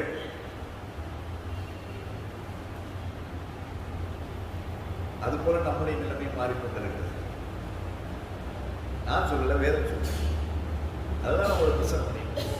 எவ்வளவு ஒத்து போது பாருங்க நம்முடைய வாழ்க்கையோடு. தேவனுடைய வார்த்தை சத்தியம். 10வது வசனம், 1வது அதிகாரம் 10வது வசனம். ஆதலால் உங்கள் மேல் இருக்கிற வானம் பனியை பெய்யாமலும் பூமி பலனை கொடாமலும் போயிற்று. இப்படியாய் நீங்கள் செய்வது நிமித்தமாக என்ன நடக்கிறது? வானத்திலிருந்து பனி பெய்கிறதும் இல்லை, பூமியிலிருந்து பலன் வருகிறது. உபாகமத்தின் புத்தகம் 28வது அதிகாரத்தை வாசிச்சு பாருங்க. அதில் ஒரு வசனம் இருக்குது, வானத்தை, பூமியை இரும்பாகவும் வானத்தை வெண்கலமாகவும் மாற்றுவேன். ரெண்டும் அப்படி மாறிச்சுன்னா நம்முடைய நிலம் என்ன? ஒண்ணுமே வராது, ஒரு செழிப்பும் இருக்காது, சாப்பிடுறதுக்கு இருக்காது, உடுத்துறதுக்கு இருக்காது, சூரியன் இருக்காது, நமக்கு தேவையான விட்டமின் கிடையாது, கீழே இருந்து ஒன்றுமே கிடையாது. இதெல்லாம் கர்த்தர் நமக்காய் மாற்றுகிற காரியம். அதே நேரத்தில் தேவனுடைய வார்த்தைக்கு கீழ்ப்படிந்து நானும் நீங்கள் நடப்போம் என்று சொன்னால் இப்பேற்பட்டதான காரியங்களை கர்த்தர் நம்முடைய வாழ்க்கையிலே நடப்பிப்பார். அது சத்தியம், அது நிச்சயம். வாசிக்கலாமே. உபாகமத்தின் புத்தகம் 31வது அதிகாரம் 23வது வசனம். உபாகமத்தின் புத்தகம் 31வது அதிகாரம் 23வது வசனம். அவர் நூனின் குமாரனாகிய யோசுவாவை நோக்கி, நீ பலம் கொண்டு திடமனதாயிரு, இஸ்ரவேல் புத்திரருக்கு நான் ஆணையிட்டு கொடுத்த தேசத்தில் நீ அவர்களை நடத்தி கொண்டு போய் நான் உன்னோடு இருப்பேன் என்று கட்டளையிட்டார். நடத்தி கொண்டு போவாய், நான் உன்னோடு கூட இருப்பேன் என்று கட்டளையிட்டார். நூனின் குமாரனாகிய யோசுவாவுக்கு ஆண்டவர் சொல்லுகிறார், நான் உன்னோடு கூட இருப்பேன், பலம் கொண்டு திடமனதாயிரு. இந்த எல்லா ஜனங்களுக்கும் நான் கட்டளையிட்டபடி வாக்கு பண்ணப்பட்டதான தேசத்தை பங்கிட்டு கொடுப்பாய் என்று சொன்னதை கர்த்தர் யோசுவாவினுடைய வாழ்க்கையிலே நிறைவேற்றினார். நிறைவேற்றினாரா? நிறைவேற்றினார். மோசே செய்ய வேண்டிய வேலையை யோசுவாவுக்கு கொடுத்து யோசுவாவின் மூலமாய் கர்த்தருடைய சித்தத்தை, திட்டத்தை, வாக்குத்தத்தத்தை நிறைவேற்றினார். கர்த்தர் என்னையும் உங்களையும் கொண்டு செய்ய வேண்டிய காரியங்களை செய்ய நானும் நீங்களும் பலன் கொண்டு திடமனதாக இருக்கும் பொழுது தேவன் நம்மோடு கூட இருந்து அவர் செய்ய வேண்டிய காரியங்களை அவர் செய்வார். நாம் என்ன செய்யணும்? அவருடைய சித்தத்தை நிறைவேற்றுவதற்கு வெறுமனே ஒப்பு கொடுக்கணும். அவ்வளவு, வேற ஒன்றுமே செய்ய வேண்டிய அவசியம், ஒன்றுமே செய்ய வேண்டிய அவசியம். பாடுபட வேண்டிய, கஷ்டப்பட வேண்டிய ஆண்டவரே உங்களுடைய சித்தத்தை செய்கிறதுக்கு நான் என்னை ஒப்பு கொடுக்கிறேன், என்னெடுத்து பயன்படுத்தும். அவ்வளவு கொடுத்து பாருங்க, கர்த்தர் உங்களை பயன்படுத்துகிற விதமே வித்தியாசமா. வாழ்க்கை மாசுபதமாக ஆண்டவர் ஊழியத்துக்கு கூப்பிட்ட பொழுது வெறுமனே கூப்பிட்டு, ஆனா அன்று முதல் கொண்டு அநேக காரியங்களை இழந்திருக்கிறேன். ஏன்னா இழக்க வேண்டும், இழந்தால்தான் தேவனுக்கு சீஷனாய் இருக்க முடியும். ஆபிரகாமை ஆசீர்வதிக்கிறதுக்கு முன்பதே ஆண்டவர் சொன்ன எல்லாவற்றையும் விட்டுட்டு வானார், வெறுக்கையோடு கூட வானார். அப்பதான் ஆண்டவருடைய ஆசீர்வாதத்தை நாங்கள் சுதந்திரித்துக் கொள்ளும். அதாவது ஆண்டவர் என்னை ஆசீர்வதிக்கிறார் என்பதை அப்பொழுதுதான் நாங்கள் உணர்ந்து கொள்ள முடியும். நிறைய பேர் ஊழியம் பண்றாங்க. எப்படி ஊழியம் பண்றாங்க? தன்னுடைய ஆஸ்திகள், அந்தஸ்து, அதாவது சொந்த வீடு இருக்குது, சொந்த சர்ச் இருக்குது, எஃப்டியில பணம் இருக்குது, அதுல வர்ற இன்ட்ரெஸ்ட் வாழ்ந்துட்டு இருக்கிறாங்க. கர்த்தருடைய கரத்தை பார்க்க முடியாது. ஆனா எங்கள்கிட்ட ஒண்ணுமே கிடையாது. அன்றாடம் தேவனுடைய கரத்தை பார்க்க முடியும். ஒண்ணுமே இல்லை. தேசம் அங்க இருக்குது. அந்த தேசத்தை, யாருடையோ தேசத்தை ஆண்டவர் சொல்லுவா, பாலும் தேனும் ஓடுகிறதான தேசத்தை நான் உனக்கு தருவேன் என்று சொன்னவர் அதை கொடுக்கும்படிக்கு, அதை பங்கிட்டு கொடுக்கும்படிக்கு யோசுவாவுடைய வாழ்க்கையிலே அவரோடு கூட இருந்து கர்த்தர் கிரியைகளை நடத்துகிறார்.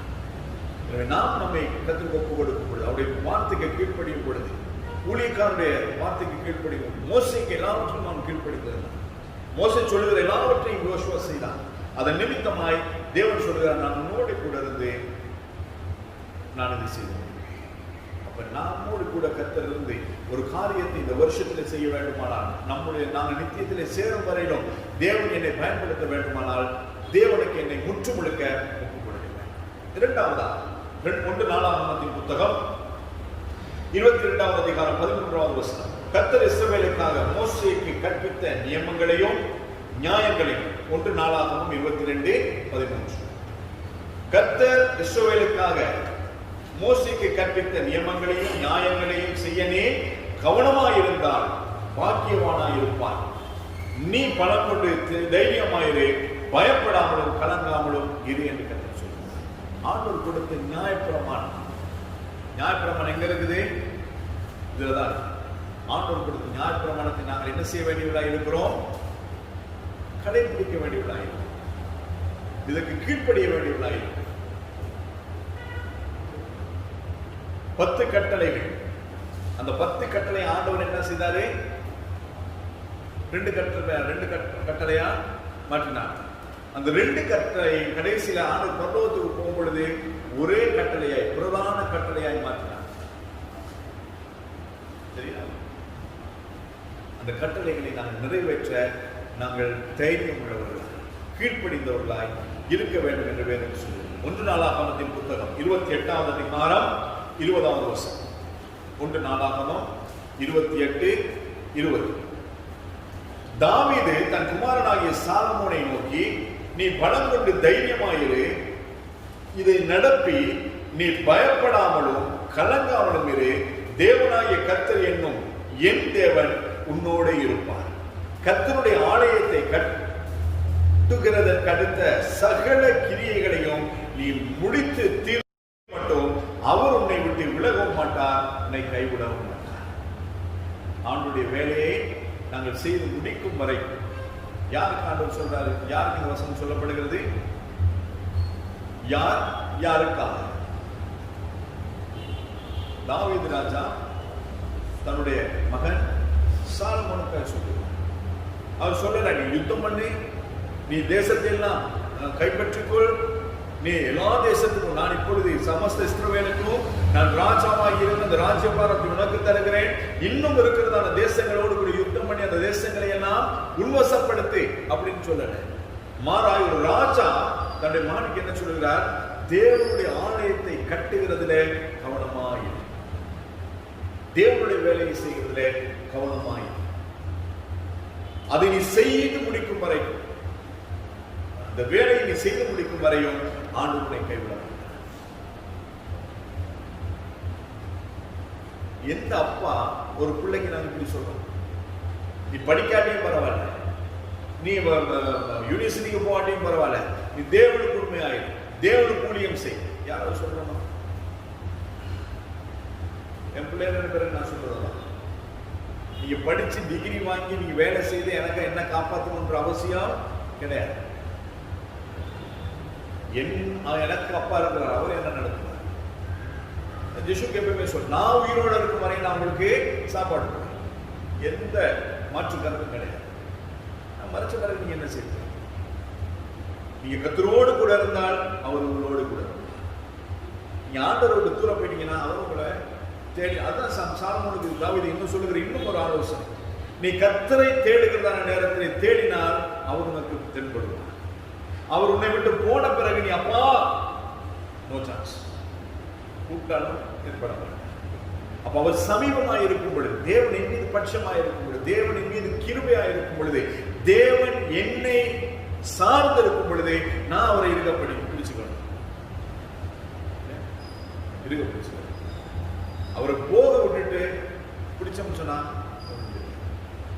அதான் அந்த ஸ்ரீ உன்னத பாட்டிலே நாங்க பாருங்க, நேசர் வந்து தட்டிட்டு இருக்கிறார். ஐயோ வெளியில பணி போட்டு கதவு தர, உத்தமியே பிரியமே ரூபவதியே கதவு தர, நான் காலை கழுவிட்டேன், படுக்கையில் ஏறிட்டேன், ட்ரெஸ்ஸை மாத்திட்டேன், நிறைய காரியங்கள் சொல்லிட்டு இருக்கிறோம். அது இருக்குது, இது இருக்குது, அங்க போகணும், இங்க போகணும், அதை பண்ணணும், இதை பண்ணணும், ஊருப்பட்ட வேலை பிஸி. 24 எல்லாருக்கும் 24 மணி நேரம் தான். உங்களுக்கு 24 மணி நேரம் தான், எனக்கு 24 மணி நேரம், ஆண்டவருக்கு 24 மணி நேரம்.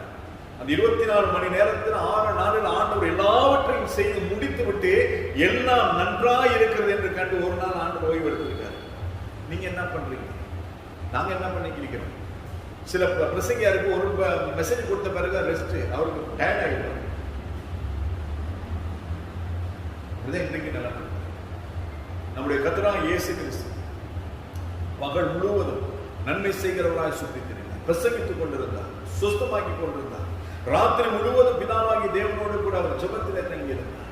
மறுபடியும் காலையில எழும்பி அவருக்கு வேலை செய்ய ஆரம்பிச்சிட்டார். இதுதான் நம்முடைய ஆண்டவர். ஆனா நமக்கே பிஸி, அவ்வளவு பிஸி. சிங்களத்தில் ஒரு பழமொழி, பல்லடத்தை வெட குத்துனே தெரியுமா? கவனக்குத்து. நாய்க்கு வேலை கிடையாது, ஒரு வேலையும் கிடையாது.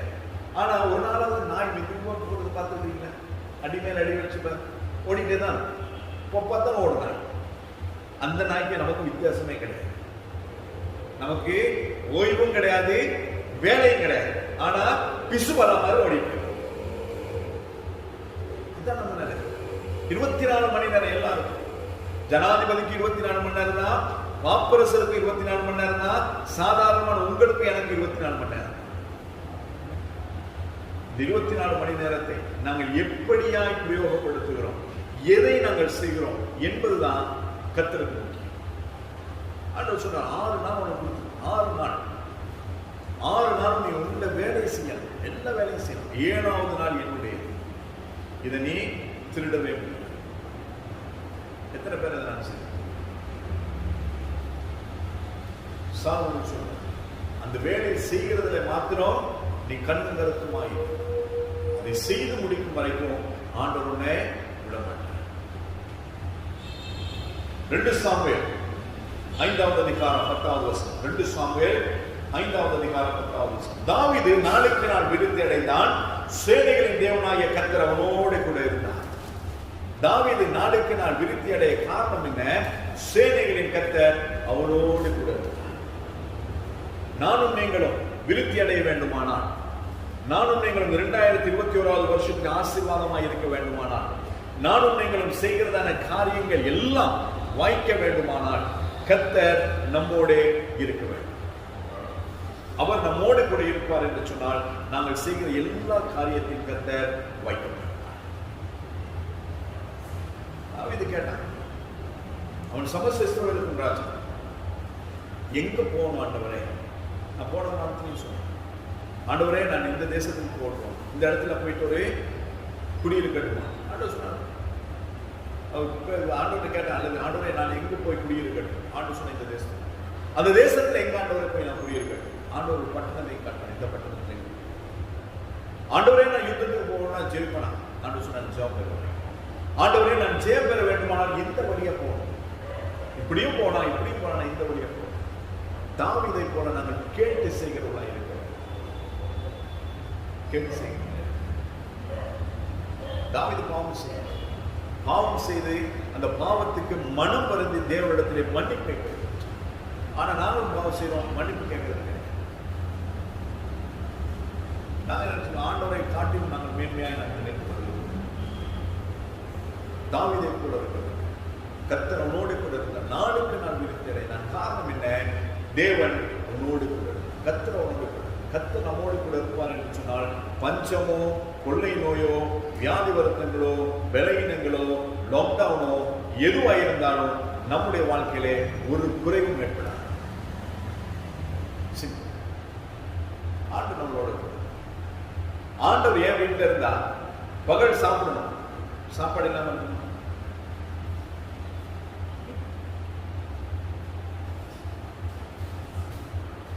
தாய் தன் கற்பத்தின் பிள்ளைக்கு பாலூட்ட மறந்தான், நான் உன்னை மறந்தேன்.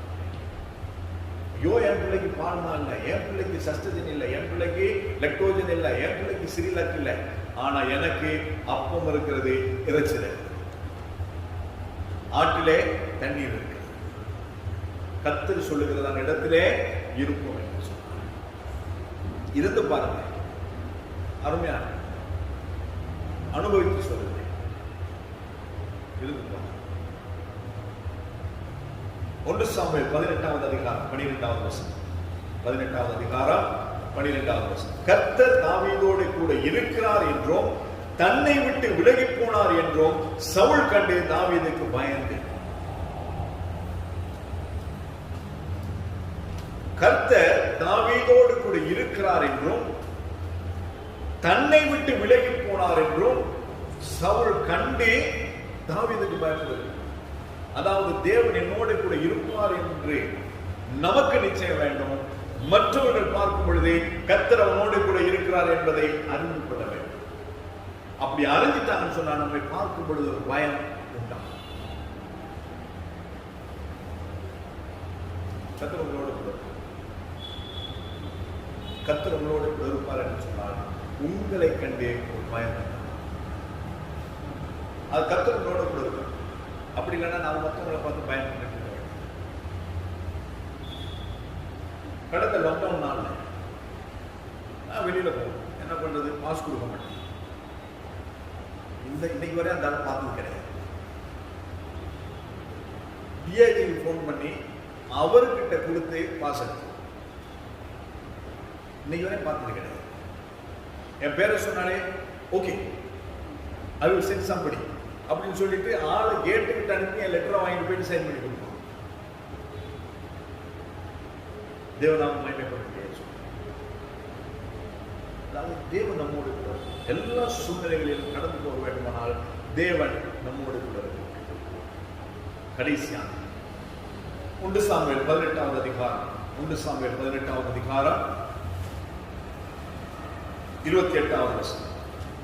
கர்த்தர் தாவீதோடு கூட இருக்கிறார் என்று சவுல் கண்டறிந்து கொண்டான்.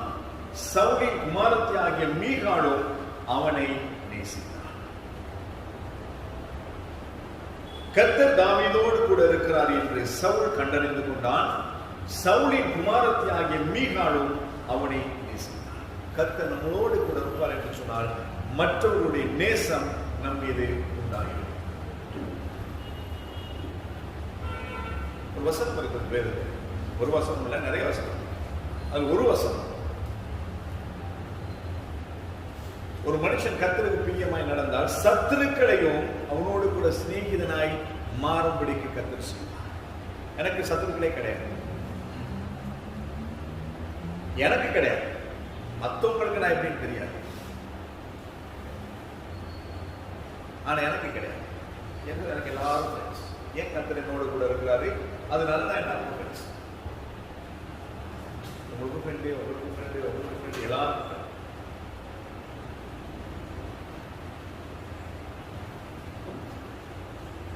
அப்ப கர்த்தர் நம்மோடு கூட இருந்தால் எல்லாரும் நம்மை நேசிப்பார். இது எல்லாம் கர்த்தர் நம்மோடு கூட இருக்கிறார் என்பதற்கு அடையாளங்கள். இது ஒன்னாகிலும் எங்கேயாவது பிசகிச்சுன்னு சொன்னா நாம் நம்முடைய வழிகளை சிந்தித்து பார்க்கணும். ஏன் இப்படி நடக்குது, எதற்காக இப்படி நடக்குது, காரணம் என்ன, சிந்தித்து பாருங்க. தேவ சமூகத்தை நம்ம ஆராய்ந்து பாருங்க. சங்கீதக்காரன் சொல்லுவார், வேதனை உண்டாக்கும் வழி என்னிடத்தில் உண்டோ என்று ஆராய்ந்து. தேவனை வேதனைப்படுத்துகிற, தேவனை கோபப்படுத்துகிற, தேவனை பிரியப்படுத்தாத காரியங்கள் என்னுடைய வாழ்க்கையில் இருக்குமானால் 2021வது வருஷத்திலே 10வது நாளை கர்த்தர் நமக்கு கிருபையாய் கொடுத்திருக்கிறார். நாம் நம்மை ஆராய்ந்து பார்ப்போம், நம்முடைய வழிகளை சிந்தித்து பார்ப்போம். கர்த்தர் நம்மை ஆசீர்வதித்து இந்த வருஷத்தில் சொன்ன இந்த 2000 வாக்குத்தத்தத்தை நான் உங்களோடு கூட இருக்கிறேன் என்று சேனைகளின் கர்த்தர் சொல்லுகிறான். இந்த வார்த்தையின் படி சேனை யார் சொன்னது? யார் சொன்னது? சேனைகளின் கர்த்தர். சேனைகளின் கர்த்தர் சொன்ன யாரு? சேனைகளின் கர்த்தர் என்றால் யார்? சேனைகளின் கர்த்தர் என்றால் யார்? Lord of host. சேனாவல தேவி யாரு? அவர் யார்? யார் சொல்லுங்க, ஒரு தெரிஞ்சே சொல்லுங்க. பரிசுத்தர். சரி, வேற சேனைகளின் கர்த்தர் யார்? சொல்லுங்க. வானத்தையும் பூமியையும் உண்டாக்கினார். அவர் சர்வ வல்லமையுள்ள தேவன். வேற சேனைகளின் கர்த்தர் யார்? உன்னதமான.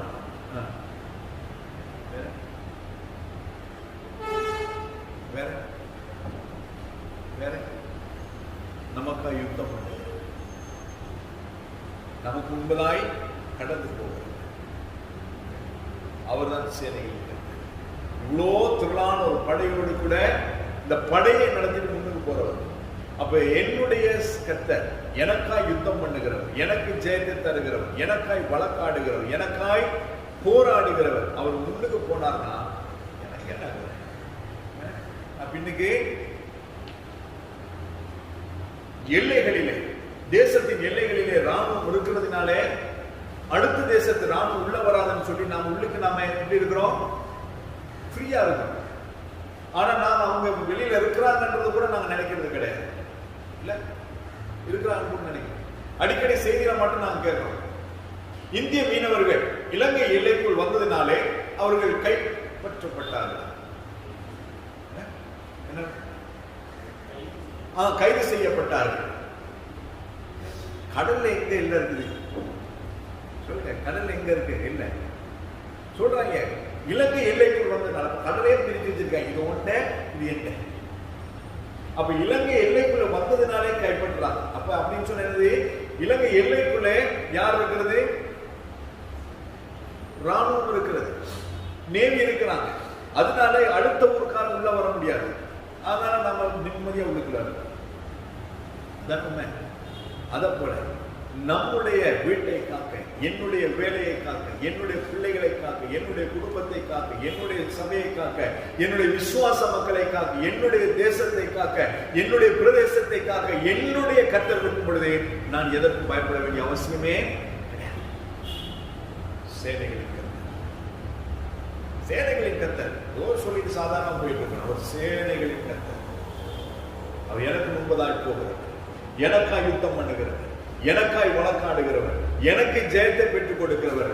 ஆபத்துக்களும் அபாயங்களும் விக்கிரங்களும் நாசமோசங்களும் பொல்லாப்புகளும் எனக்கு வராதபடிக்கு எனக்காய் காவல் காக்கிறவர் தான் என்னுடைய சேனைகளின் கர்த்தர்.